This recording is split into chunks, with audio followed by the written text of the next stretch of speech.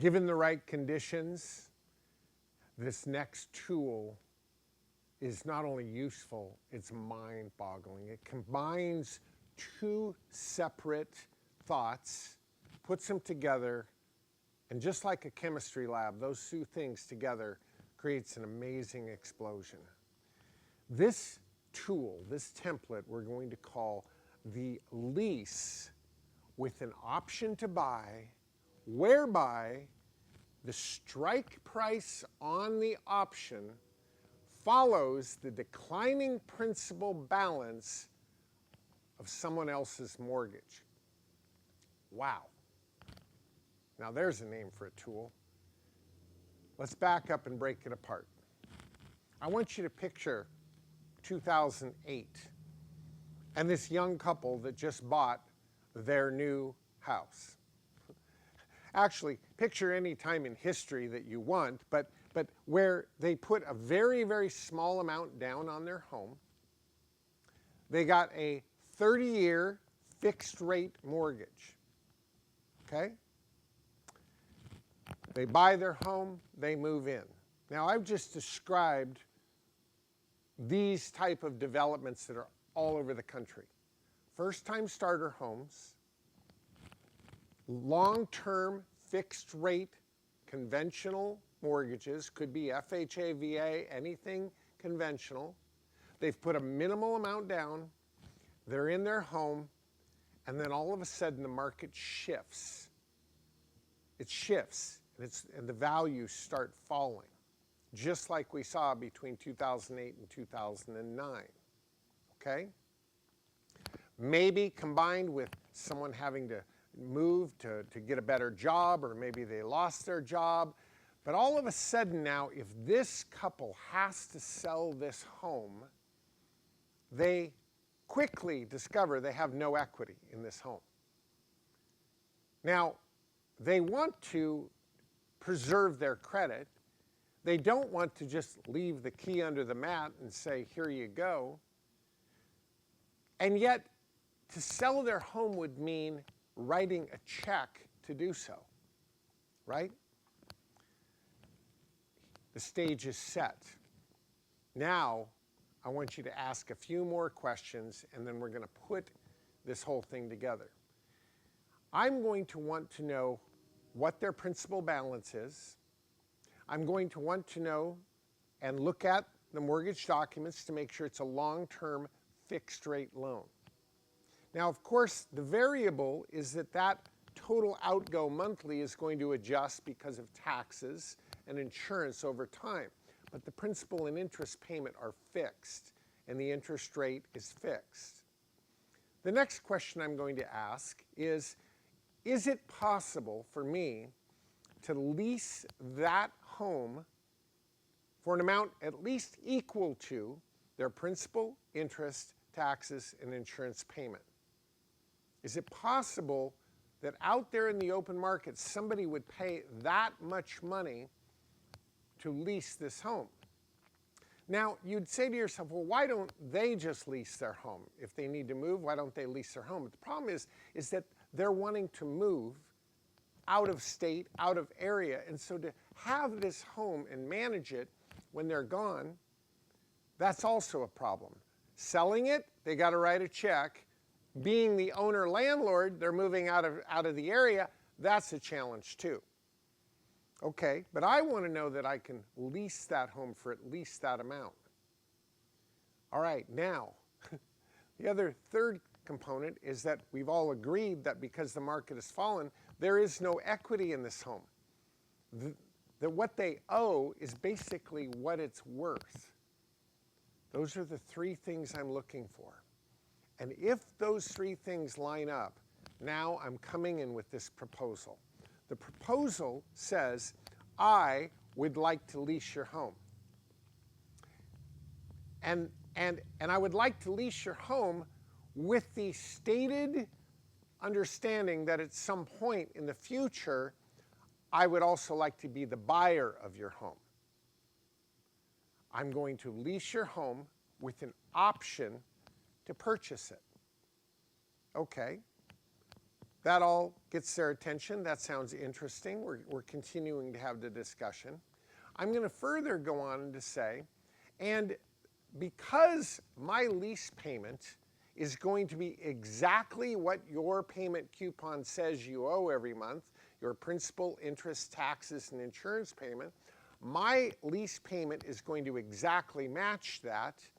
Effectively, as you can see, I am paying your mortgage on the property and your taxes and insurance.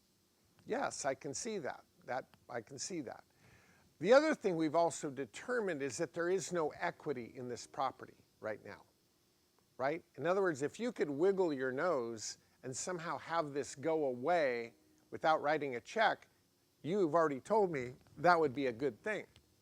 Unfortunately, that's not how the sales process works, right? There's closing costs to selling, real estate commissions, et cetera, et cetera. You would actually have to write a check to sell it, but because I'm making you a lease payment that equals your principal, interest, taxes, and insurance payment, I would like to have the right to purchase your home in the future, and I would like that the strike price, my option purchase price, would equal your current outstanding principal balance on your mortgage at the time I decide to exercise my option. Effectively, I'm making your mortgage payment. Some of that payment is going to principal reduction, and therefore my strike price follows the declining principal balance of your mortgage. And since you have no equity right now, I'm the one paying that, I'm the one earning that, therefore I feel like I'm entitled to have that be my strike price. And from a certain perspective, that's a very logical conclusion. Now, if you get agreement on that, I want you to see what you've just done. You're going to be the tenant. That's what you are. You're leasing the property. And so as the tenant, you're going to give a first month's rent, a last month's rent, and a security deposit. How much rent? The rent is exactly what their payment coupon says, principal, interest, taxes, and insurance. That's your lease payment. You're going to lease it and give that first month's rent, a last month's rent on deposit, and a security deposit. You, in your paperwork, have a sublease clause whereby you are going to sublease it to somebody who's going to pay you at least that amount of lease payment, at least that amount. Now, over time, that lease payment can go up. And if it does go up, let's say the payment you've got going out is, including taxes and insurance, is $1,200 a month. But then you sublease it, your commitment's for $1,200, but you sublease it for $1,500 a month. You collect $15, pay $12. Now, could you also take the additional $300 that you're making on the spread and pay additional payment, which would reduce the principal of their mortgage? Sure you could. And does that benefit you? Well, it sure does, because your strike price to buy the property gets reduced with any principal installment over and above the committed payment, right? But here's the structure that you've set up. Now, in terms of consideration, your lease can be the consideration. In terms of window, you would like this window to begin the day you do this deal and stay open all the way through the life of their remaining mortgage. It could be open for another 20-some years, right? Now, if you really think about this, here are these people who bought this house in 2008. Think about this. Where would be the ideal timing when we look back on doing this? Here values plunge to fall, right? All the way down, 2013, right? And then, or 12, 13, then they start coming back up again. But it wasn't until about 15 or 16 where it got back to being worth what it was in 2009, right? But what have they done for those 6 or 7 years? They've made payments, so all the heavy lifting of the amortization has already been done. You enter this game where a significant amount of your lease payment is actually going to principal reduction. You see that? And so there's some timing with this tool. It doesn't need to be a long term. I've used this tool where the underlying mortgage has a 5-year cash out. But I've written it up to where I have the right to buy the property. I'm making the lease payment, which effectively is making your payment. That is reducing every month a principal reduction on what you owe. And I have a window that starts today through your 5-year cash out. And at any point between now and then, I can exercise my option for the outstanding principal balance of your mortgage. And my window goes right up to when your cash out is due. If I exercise my mortgage, or my right to buy, of course your mortgage gets cashed out and you've met your deadline. If I don't, say in 4.5 years, then you have plenty of time to sell the property to someone else to meet the deadline or refinance it or whatever you're going to do. Lease option. The option portion of this gets recorded against the property. Now, because there's this increasing amount of equity in this property of which you have an equitable interest, I would also suggest that you record a second deed of trust against the property in favor of yourself or another entity that you're in control of, and that second deed of trust and corresponding note grows in accordance with the equity to block that equity in favor of yourself, okay? And that block protects you from any creditors that may come and attach themselves to this property during the option term.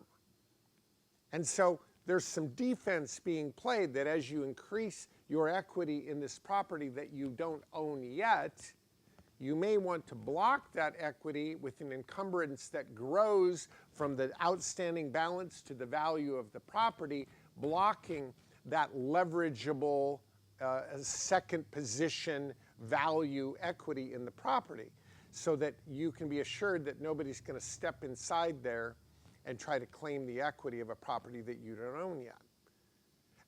You would also want to put with the people that you purchase this property from that they have a no further encumbrance agreement on the property themselves. Again, because the value of that equity being created is your value, you want to make sure that in no way they are encumbering that equity on the property. The first position is in their name. It follows the declining principal balance for your strike price. You control the equity, you control the property, but look what you've controlled it with. Virtually no money. You've put a first, last, and deposit down. You've collected a first, last, and deposit when you've subleased it. You've controlled this property, you've controlled the equity simply for your management skills to manage this property over time. What a tool. The lease option following somebody else's declining principal balance. Study it, understand it, use it. If you have any questions, you always know that you can call me and we'll give you answers.